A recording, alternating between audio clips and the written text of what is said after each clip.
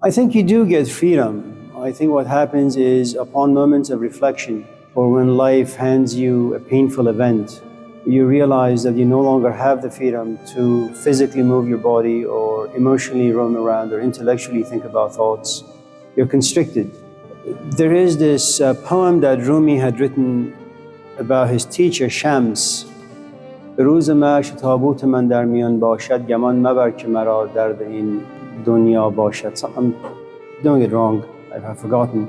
That when I die, I know that many of you want to cry and lament and scream and shout, but the truth is, I have found my freedom in death. My body is no longer an obstacle.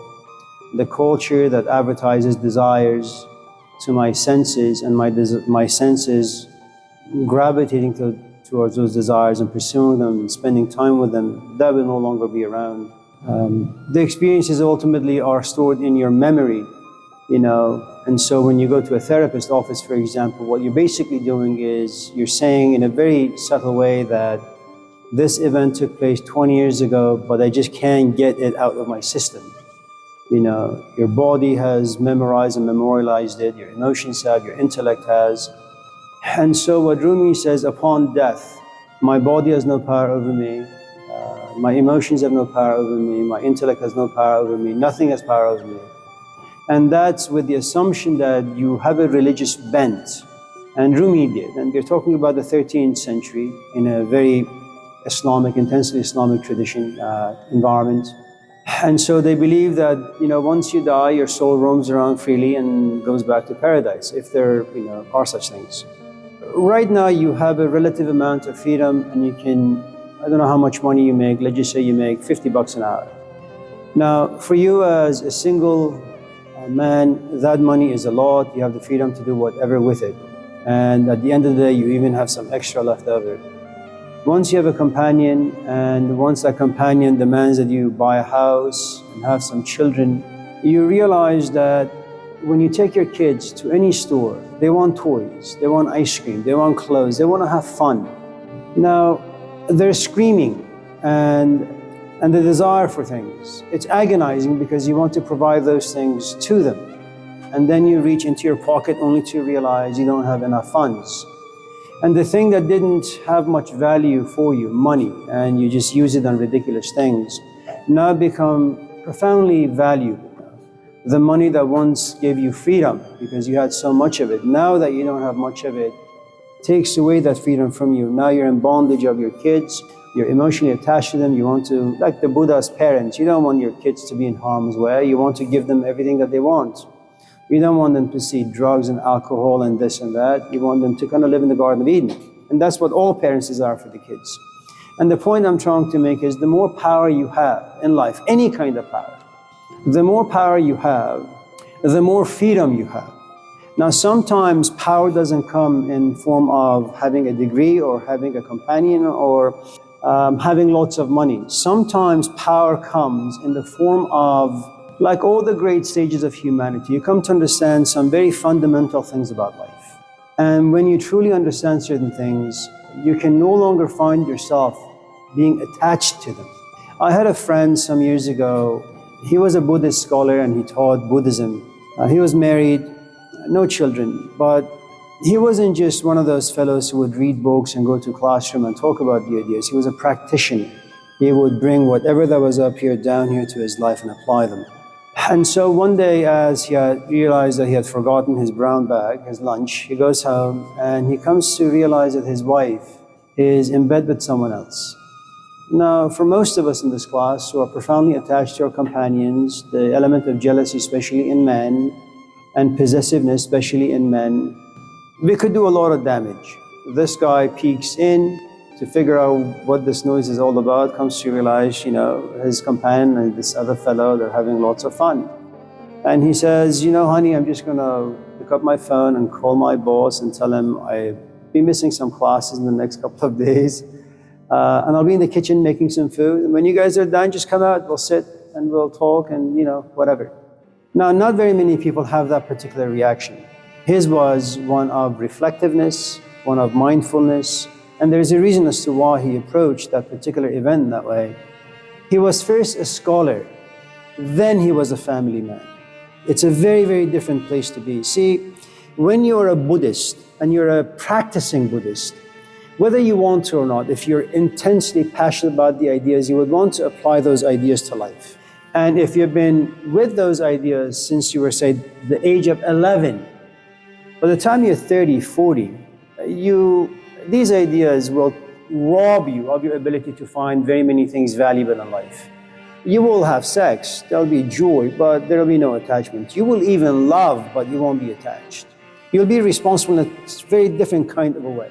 You know, it's like whatever you do as a Buddhist or as a very good student of life is all you have right now is contamination by ideas, not by life so much. So if you want to be a good student, you have to kind of repress your emotions, stand outside of yourself at all times and watch what you're doing, how you're feeling, what you're thinking, and how you're reacting. That's a lot of detachment, you from yourself. And every time you want to express an emotion, you say, wait a minute, why should I express my emotion? I have no value in life. I'm insignificant. I'm irrelevant.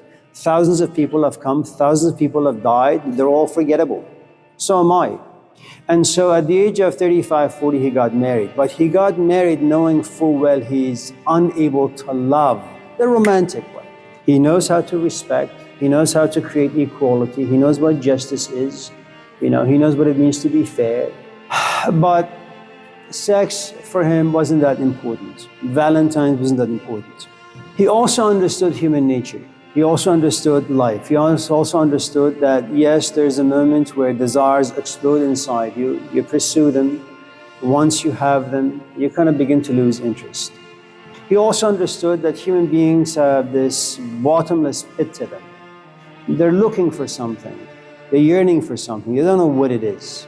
You know, a marriage can be a good band-aid for a couple of years. Kids can be a good band-aid, a great band-aid, by the way, for about 40 years.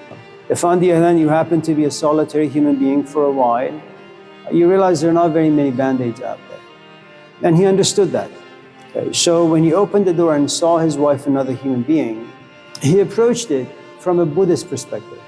It's my wife, but what makes her mine? I mean, it's a weird place to be, and I don't really encourage any one of us in this classroom to kind of take that particular approach because it is unhealthy. You know, I think these ideas and these teachings are really for advanced people, and if you happen to be one of those advanced intellects, then yeah, go ahead and knock yourself out. But for us down here, you know, trying to survive day to day, don't take shelter under these ideas, unless you want to use them as a coping mechanism. And in that case, you can be a great Stoic. You don't even need to be a Buddhist. Be a Stoic. You know, that the thing that you need to know about your emotions is that they're never stable. They come and they go. They're seasonal. And their season is not going to last 3, 4, 5 months. It's going to last for 5 minutes, maybe 5 hours, but it's not going to stay with you for too long. So just in case you're angry and you want to express your anger in a way that will bring you shame and embarrassment later on, bite your tongue. Go punch a bag, go run around the block, bang your head against the wall. And the Stoics will assure us that after like 10, 15, 20 minutes, whatever it is that you're feeling will go away. Now, if you happen to be a really, really, really, really good student of life, should you have emotions that are negative, toxic, poisonous, be creative with them. Be a Picasso, be an Edward Munch, play music. Because emotions are like money. If money doesn't flow, you know, if it's just in the savings account, it depreciates. $10,000 20 years ago, you could buy a lot of things. You could buy 2 cars. Now, you can't even buy bubble gum, okay? And emotions are like that. You have to use them. Because if they're just sitting inside you, they turn into poison and they work against you. You know, the first thing I do when I get to the office, I turn off all the lights. I put some music in the background. I get myself in a very sad, depressive mood that makes me kind of reflective. Then I sit and write. If I didn't have the ability to write or to reflect, depression would kill me. It would ruin my family life. I would come to class and bully every single one of you, use you as a punching bag. You enter into life, into any event with a good amount of hope and dreams. Before you can have hopes and dreams about anything, it begins with a sense of attraction. And I'll use you and I for an example, if that's okay. I don't know you, don't know me, and yet somehow you and I meet. And I find myself attracted to you. And the truth is, all of a sudden I become a political animal. I have to figure out do I go to you and say hello? Do I scream at you? Maybe I'm sweaty, maybe I'm smelly, maybe I'm unshaven, maybe I look bad, smell bad, taste bad. Maybe I should just go away, take a quick shower and come back, hopefully you'll be there. So I have to figure out how to approach you. Okay? And without the attraction, I will never approach you. So that attraction has to be there. And then right now you're only attractive to my physical eyes. And then I ask you some questions, then you open your mouth. Now you better have a nice tone of voice, because my ears will tell me if I want to stick around you or walk away from you. And thankfully you have a nice voice. So you have two positives. You have a nice face, a nice body, and a nice voice. And then you and I begin to sit and talk a little bit. And I realize you also have a relatively good history. You're good to your parents. So my attraction grows. I become interested. And long story short, there comes a moment where I go home and I say, man, I wonder how life would be if he was to get pregnant. What sort of kids we'll have? You know, are we going to buy a house downtown Oakland, Montclair, Snakewood Road? Where are we going to be? You know, so fantasies begin. Now, without any of those things, I'm never going to imagine myself married to you or anybody. So you need a good amount of imagination. You need a good amount of hopes and dreams. Now remember, none of them are tested. They're up here. It's like justice. It's like getting rid of racism. It's like equality. And these are all about 18th, 19th century inventions. Nobody believed in justice and diversity before that. These are all new that we're experimenting with. And so I am banking on the imaginations, and I'm banking on my emotions, and I'm banking on my intellect, and I'm banking that this will last for a long, long, long, long time. None of these ideas or fascinations have been tested by life and by you and I living under the same roof. So we get married. And there is, you know, this honeymoon period. Everybody has a good time. You know, I care for you, you care for me. I'm willing to sacrifice my life and my time for you, my money, and you will do the same for me, hopefully. And then little by little, as time injects itself into our relationship, you begin to see parts of our relationship that has never been examined, exposed, and now we are tested. Maybe you smoke too much, but you never did when you and I were casual. Maybe you drink too much. Maybe you watch porn. Maybe you got crummy friends. Maybe your taste in music is bad. And ultimately what I'm trying to say is, little by little conflicts, this dam called love begins to have some cracks in it. And out of these cracks comes all the dysfunctions that you have and the dysfunctions that I have. Now, should you and I have the ability to kind of sit back and figure out what they're to do with all these dysfunctions, are you willing to make the sacrifices, to make the changes? Because for the first 30 years, you are an independent human being. Now that we come together, you can't be as independent. You need codependency. It's like playing football. You need a lot of different people to work together to make this team work. If you want this marriage to work, it needs work and sacrifice. And this is more of a problem of modernity than it was maybe 60, 70, 80 years ago. You know, even in my country, Iran, which is very religious, very conservative, 1 out of every 2 marriages fall apart. Right now, the divorce rate is about 63%, if I'm not mistaken. So if you are going to invest in a business, if you've saved $100,000 and you've looked at this muffler shop that you want to buy, and you look at the books and you realize, well, almost 70% of this business is going under. There is only a 30% chance of success. There is a good chance you're going to walk away. You're not going to say, I've spent most of my life saving this money and this business is like a thief. It's not going to leave me with anything. I'll go bankrupt. And so right now relationships are in that particular mode. They're at the verge of bankruptcy. 70% you're going to fail. Now, no one walks into any relationship, and it doesn't have to be romantic. I mean, talk about that all experiences have their newness. You live in them, you have a good time with them, and there comes a point you look at them and you say, I don't want this anymore. I don't want this cup of tea anymore. I want to change my cell phone. And that's how all of life is. All of life is ultimately bankrupt. But no one walks into life in that way. All of us think we are exempt. This is not going to happen to me. That's not going to happen to me. Yes, my brother divorced, but not me. My dad died, but not me. There is this wonderful story that comes from Mantiq Tayr. It's by a man named Fariduddin Attar. In one of the chapters, there's a story of a grave digger. And one day, the son of the grave digger goes to him and says, "So Dad, you've been digging graves for the past like 20, 30, 40, 50 years. Have you learned anything?" And this old man looks at the son and says, "Yes, I am awe-stricken that I have buried so many people, yet I have never reflected upon my own death, that I too will one day die. How should I really live my life?" And that's how we are. We are always finding ourselves exempt from certain difficulties of life. And as the cracks begin to grow, and as you realize you lack the tools to put the cracks together, your conflicts grow, anger grows, and there's a good amount of guilt. You begin to kind of hate yourself for having said yes at the altar. You begin to hate yourself for not paying more attention to your own history, to your companion's history, and because you don't really know what to do with self-hatred, you express it outwardly. And now your poor companion becomes a punching bag. And both of you will begin to punch each other for a long, long, long time. And it doesn't happen at the same time. I have this idea of walking away from this relationship 5 years earlier than you, or maybe you have it 5 years earlier than I am.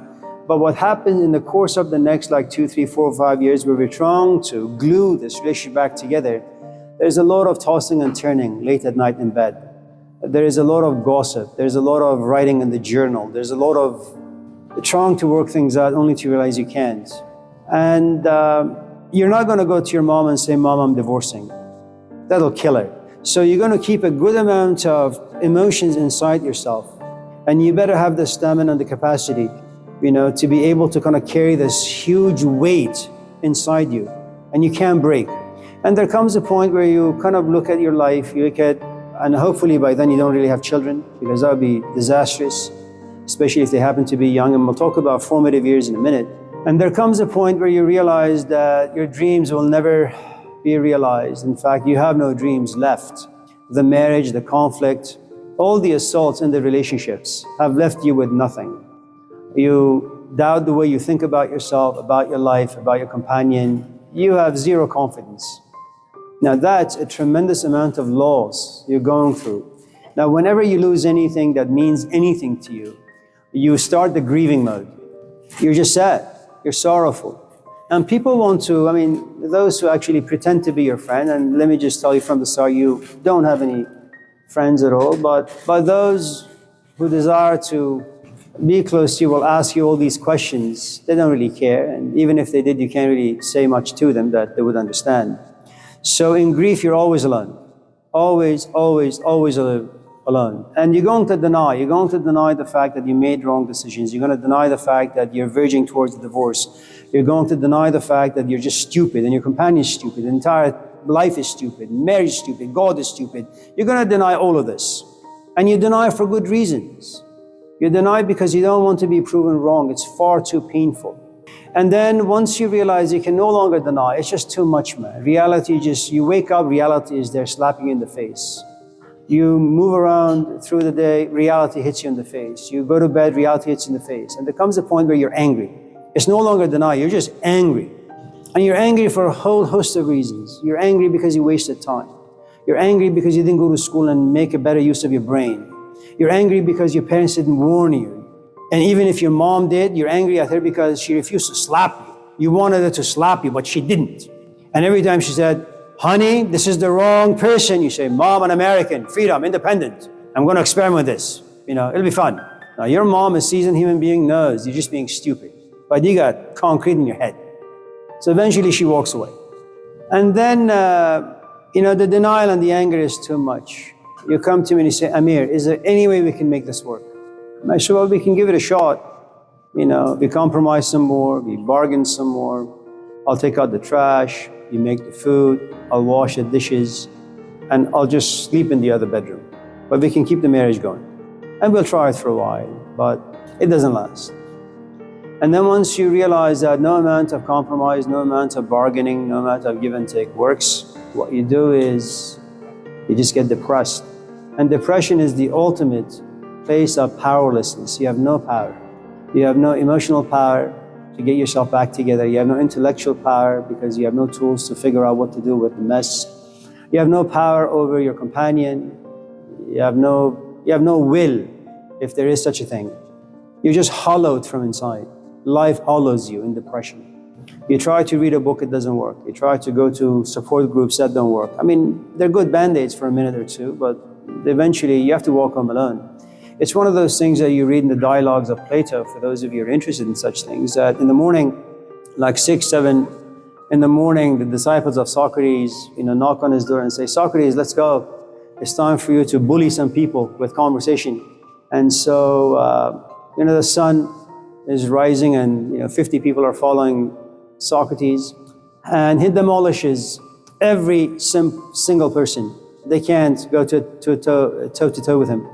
But something interesting happens. As the sun begins to set, there are no disciples walking home with him.